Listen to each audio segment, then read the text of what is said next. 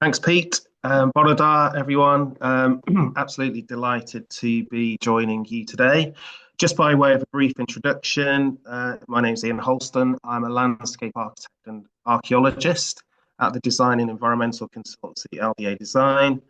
My main focus is on green infrastructure, or as I call it, environmental infrastructure, and we might come on to that later, landscape character assessment, protected landscapes, and strategic landscape planning for major infrastructure and development projects.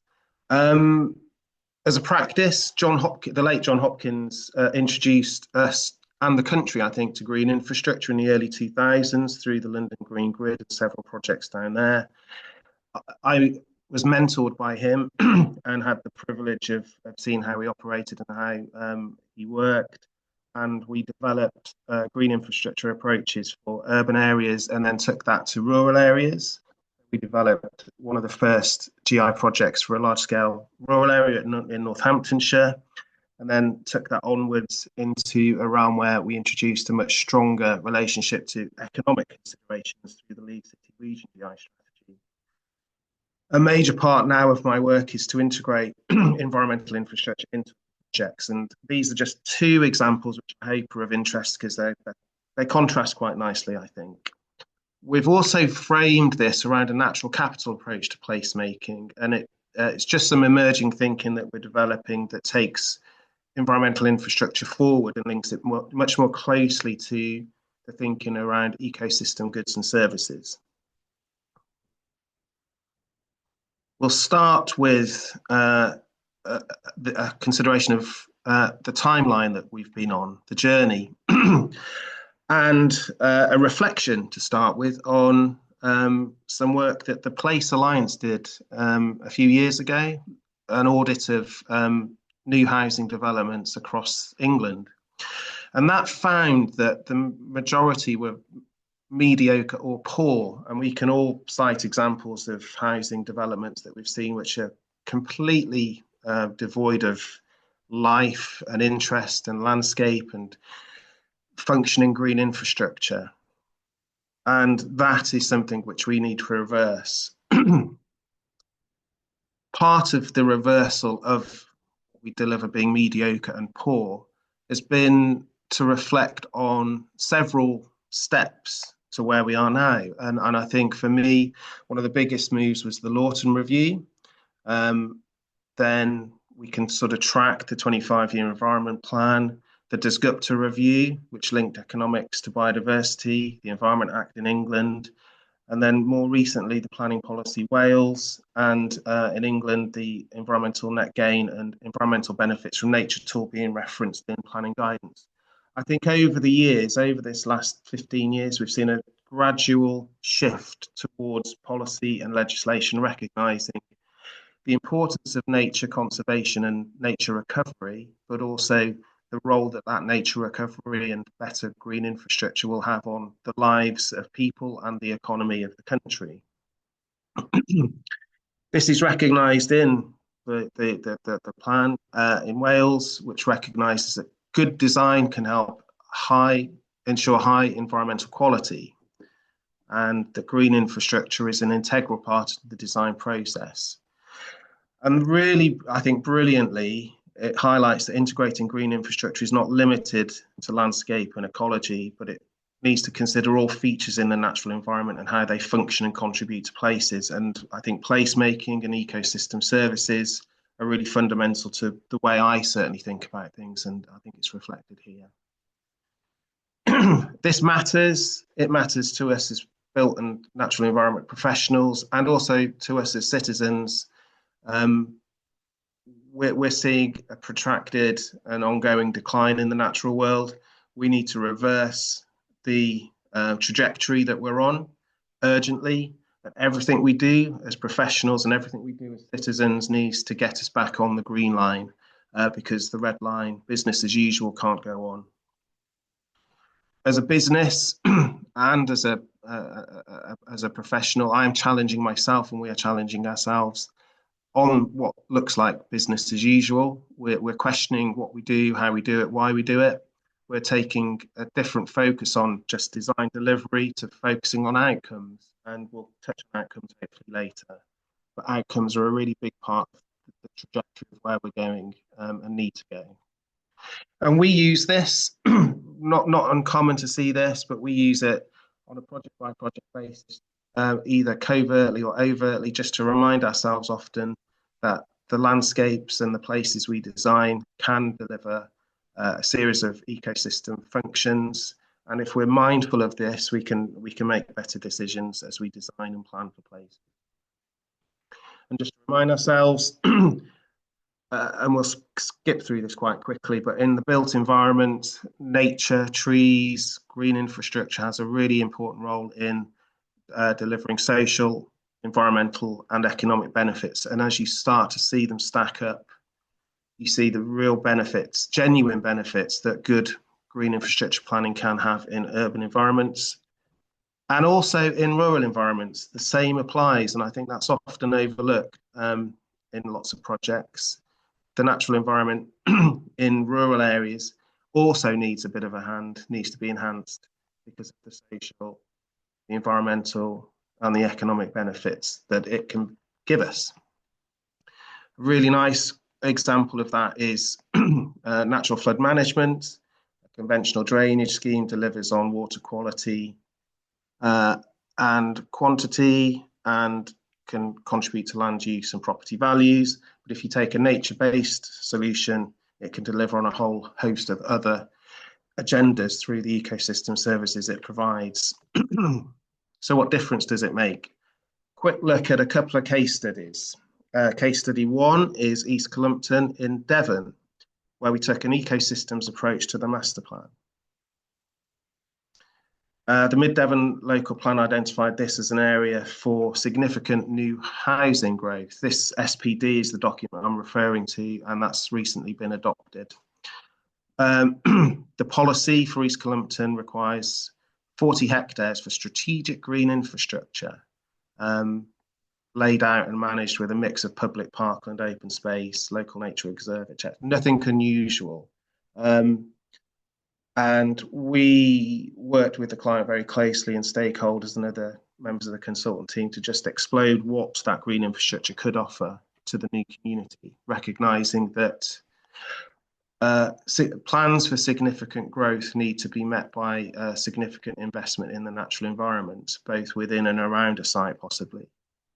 So here we have East Cullompton. East Cullompton is the new community to the west, to the east, sorry, of the existing Cullompton. If you drive down to Devon, you'll recognise this next to the motorway. So quite a significant piece of new community being developed here. And what we did is work with a company called Environment Systems to start to map not just natural capital assets for what they are, hedges, trees, vegetation, etc., but for what they provided. So in this example, we can see the existing stocks of stored and sequestered carbon in vegetation and soils. But through the analysis that Environment Systems undertook, we could identify where the optimum locations are within the site or within the surrounding area for carbon sequestration and storage. We could do the same for various other ecosystem services, natural flood management, stocks, and then natural flood management opportunities and erosion risk. And we did the same using, very well-established habitat thinking in terms of habitat, stepping stones, etc., and networks to map existing habitats, and then the optimal habitat networks for woodland, grassland, and wetland. And we did that for a series of ecosystem services to develop effectively the green infrastructure strategy. So rather than just mapping habitats, by mapping the functionality and the optimum functionality, we could then develop these green infrastructure layers that came together to inform the overall master plan. So that in this case consisted of which were to deal with natural flood management, water management, SUDS, also recognising that water is a really effective part of the public realm, so could contribute to attractive places for walking and cycling, and also because of the habitats that they can support. So on top of the blueways, we developed the concept of greenways, which complement the blueways, which is a connected habitat network, again, for active travel. The character of these places could influence the local surroundings and the sense of community in different parts of the site. Then we developed the concept of the Eastern Loop, which is part of the Green Infrastructure Framework. And community greens, large-scale green spaces where different things can happen within those green spaces. Again, habitat, focus, maybe some green infrastructure functions in terms of SUDS, etc. So those layers came together to form an overall landscape framework, informed by that understanding of what the green spaces, the natural capital assets could deliver in ecosystem services. In all of the layering and the analysis we did, we engaged with the environmental specialists in the iterative design process, because a really important part of this as a design tool is trade-offs. There are some obviously very clear indications where the optimal locations for things could happen, but that might compete with other aspects of the master planning to do with transport or air quality or simple practicalities of accommodating the numbers of new homes required. So if the environmental specialists and the people who understand the ecosystem services and natural capital are around the table, we can have a much more informed debate around how all of these things could develop and how a strategy can fall out of the analysis. And we think as a result of all that, we came up with potentially a different master plan to what we would have arrived at if we hadn't engaged in that ecosystems analysis. We couldn't say precisely how different it is, but I think it possibly is configured slightly differently in terms of the big landscape moves and the big green infrastructure moves that support the community. And I think also it provides a slightly different narrative around what the green infrastructure is there for, being very explicit around what those natural capital assets are there to do, which hopefully will embed in the community a sense of landscape being not just there as an aesthetic, but also as a functional part of the community, something of the identity of the place. And ideally, I think people will value their green infrastructure assets much, much more if they appreciate what they're doing for them. The second case study is something that we did in around 2021. So it's a few years old now, but it's a really bold vision for anyone who knows it of the Thamesmead community in London. This was a piece of amazing modernist urban utopia planning in the 60s, conceiving of a new way of urban living. I think a lot of people will accept that it failed to live up to the early promise, not least because there was a lot of concrete, and you see some quite amazing images of little kids playing on basically concrete play parks with swings and slides and all that sort of stuff on a really, really dangerous and quite hostile concrete environment. Throughout the 60s and 70s, communities developed here, and there's a strong affection for the place. But Peabody and its partners were looking at a vision for 2050. So the forthcoming 25, 30 years, as was to develop and invest in the Thamesmead community, new homes and regeneration, increasing the population by a significant amount, probably doubling the existing population, and seeing that growth and investment as an opportunity, a unique opportunity to develop a much more coherent and productive green infrastructure framework. And rather than call it a GI strategy, it's called Living in the Landscape, because I think they were really keen, and we were really keen to see landscape as a fundamental part of living at Thamesmead. So it was calculated as part of the work that was undertaken that £100 million worth of capital works, operational maintenance investment would deliver services worth 850 million over the 30 years. So a relatively small, I know it sounds crazy, but 100 million in comparison to the bigger investment picture here is relatively small, but would deliver dividends for generations to come, about a better quality of life and a stronger and more coherent community and a really strong identity. So small investment, big benefits, all fundamentally informed by a better, more coherent and functioning green infrastructure framework. This project was framed around the value of harnessing natural networks to create an equitable and resilient future, recognizing climate change is a significant factor for a community on the Thames. Also, a really strong statement from the clients around their future intent for the quality of places that they're looking to create for communities in the future. So green infrastructure isn't just greenwash, it's genuine part of placemaking. And here it's placemaking in a place that exists. So it's a sort of almost a retrofit. There was a very strong vision for what the green infrastructure could provide, and it was framed around 5 thematic big moves. And they're very similar in some respects to the moves we saw in Houlston.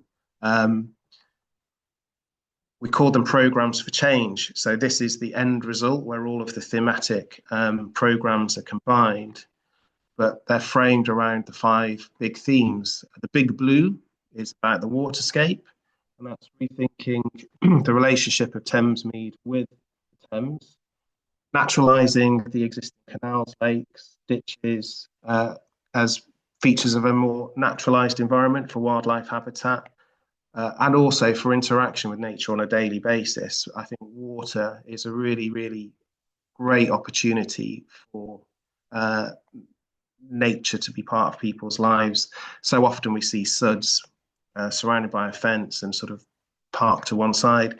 Here there's a great opportunity to sort of see the water cycle in action and experience that as part of your daily life. Wilder Thamesmead was very much about nature recovery and nature networks. In the concrete jungle, there's an awful lot of vegetation actually there, but this was envisaging Thamesmead as an urban forest almost, with nature permeating throughout from the doorstep right the way out to the river, as part of connected networks with lots and lots of areas of wildflower grassland, replacing big utilitarian turfed areas, creating delight, nature, a much more attractive environment for people to engage. Convivial spaces, not hostile spaces, because we recognise that a lot of our lives are lived outdoors and certainly will be in the future. And a built environment that supports nature as well, with the usual bat boxes and bird boxes, but as part of a coherent nature recovery whole piece. A productive landscape, this is a particular area of interest for me, the importance of growing food, often overlooked, but can be great for nature, great for pollinators, great for education. And there's a real overt plan here to develop local markets and local community food growing initiatives so people can engage with food, healthy food, and grow maybe small amounts of quite interesting and unique ingredients for different cuisines. This is a mixed community attracting people from across the world, and what better way than to build a community than through sharing food and knowledge about food and growing food together. Active Thamesmead, this is often a feature of a green infrastructure strategy, and here it's very, very strong. It's recognising that active travel is absolutely essential for sustainable living, mental health, well-being, accessibility for maybe the less abled is also an important part of this, but providing links and spaces to allow and facilitate people to live active lifestyles and not move from home to car to job and job to car to home. but use public transport, use walking and wheeling and cycling networks through the green spaces where possible. And then Connected Thamesmead just brings it all together, healthy streets and healthy destinations. Again, sports and play being a really, really important part of this, and it all forming a cohesive whole, brought together with a shared endeavour, a whole vision for the place, where all of those 5 programmes come together and create a beautiful, rich, functioning environment for the communities that currently live there and the significant numbers of people that will move there in the next 30 years. And I think really represent a vision from our time of what good urban living could look like, just like they did in the 60s when Thamesmead was originally envisaged. This is something from our time that reflects our concerns and our vision of utopia, which is climate resilient, equitable, with lots of spaces for people to engage with each other and with nature. And I think it's a project we're particularly proud of because it's just that little bit different and that little bit more challenging compared to Houlston, where we had almost a blank sheet of paper. This is having to work around existing assets and communities. Some reflections. We haven't got time actually to go through the next section, but that's fine. It really makes good business sense that we reflect on what we do and how we do it, address fundamentally the climate emergency, the need for new development and infrastructure, and the need to build our natural capital stocks for the ecosystem goods and services they provide, as well as for nature recovery. We depend on, are not separate from, a healthy and functioning natural environment, and it needs to be very much front and foremost in all of the work we do and all of the thinking we undertake. And we have the opportunity right now. We must all move beyond traditional concepts of mitigating adverse effects, deliver good design and deliver better outcomes, be very clear about what our outcomes need to be, but deliver them and make sure whatever we do in green space is maintained and managed for long term, because all of these paper landscapes that we work on will lead to nothing if we don't think about how they're delivered, when they're delivered, and who will manage and maintain them in the future. I think we'll stop there. There is a separate section about the 7-step approach that we have got, but we haven't got time. So that'll have to be another day, Pete.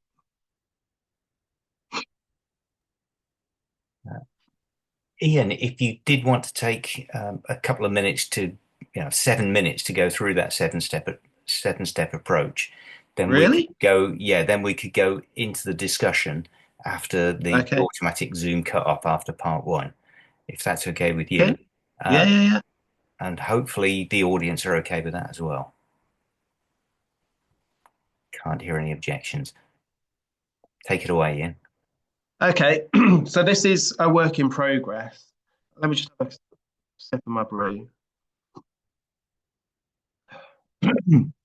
So this is a work in progress where we've been trying to identify the mechanism to integrate natural capital and ecosystem services thinking. And fundamentally, it's informed by the very simple premise that large scale investment in new development in infrastructure needs an equally significant investment in natural capital.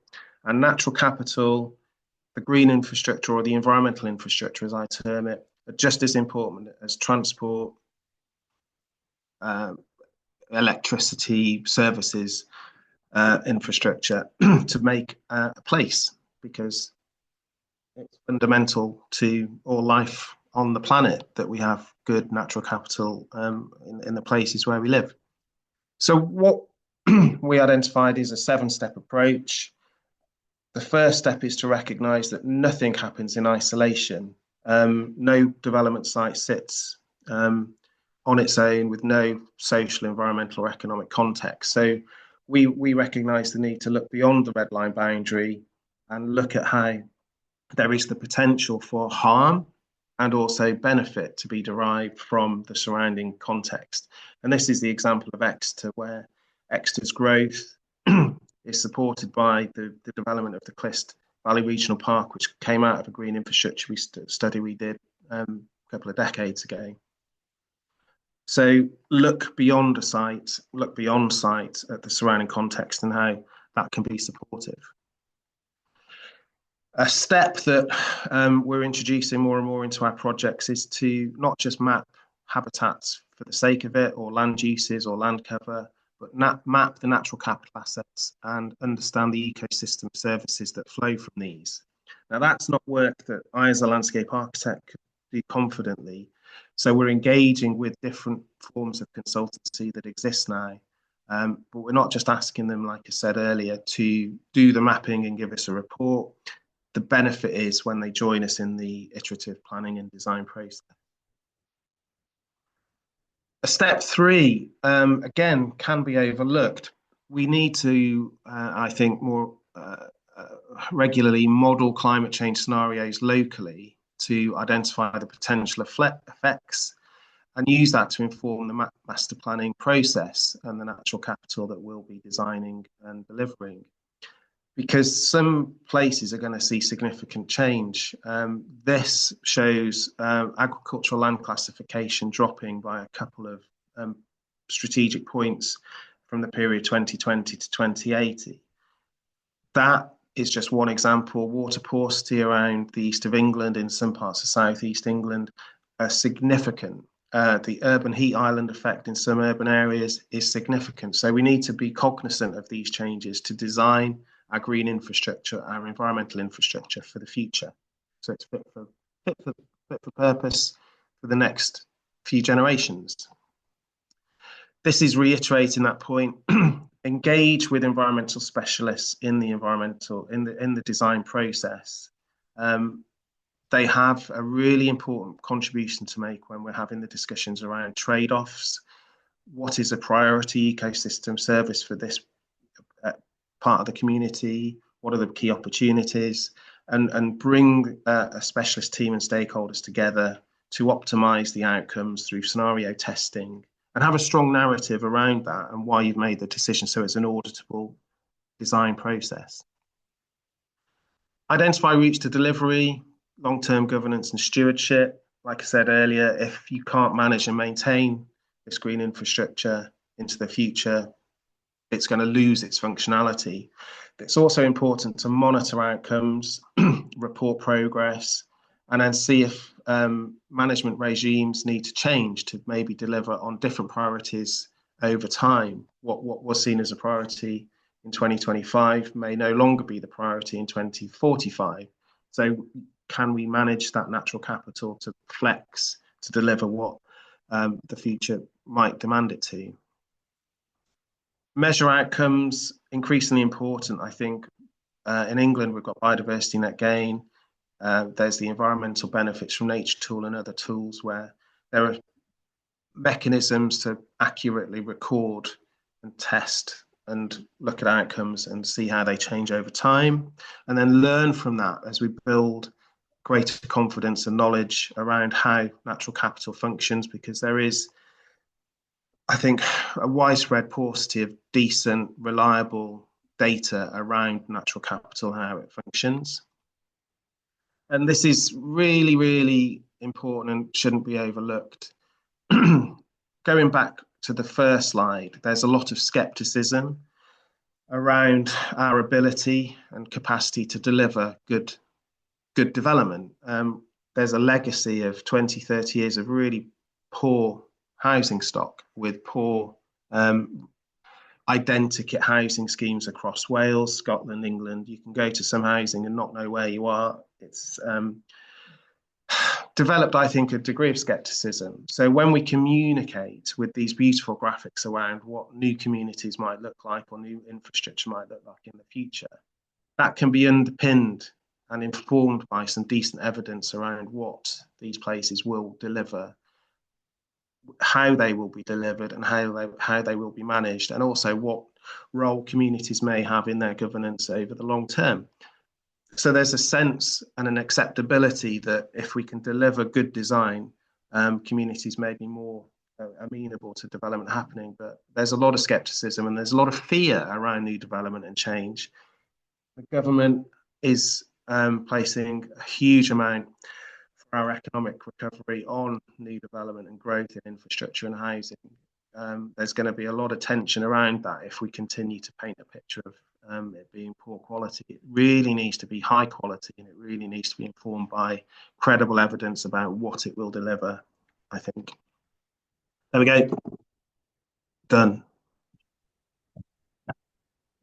Ian, Bit long, thank you so 7 minutes. much. That was absolutely fascinating. I know I've got a bunch of questions for you, and hopefully I'll get the opportunity to ask them in part two of this. But we've got just under 4 minutes, so I'm going to turn to Marie Fowler from Neathport Talbot to turn on her microphone and camera and ask you her question about East Cullompton. Or Tre Cullen on Gymraeg. Marie. Hello, thank you. Sorry, I was trying to fiddle with the buttons there. Yes, with this Cullompton, you obviously did these habitat sort of surveys prior to development things, and you had to look at the land carbon storage. The question I had was, did you then do like an assessment of how that development's going to impact on the previous land carbon storage? So obviously you're going to be digging things up and what have you. In the longer term, how much of an impact will that have on the environment that used to be there? Not on in this case. That can obviously happen. It was a little bit higher level, the interaction we had with the environment systems team on carbon and all of the other ecosystem services.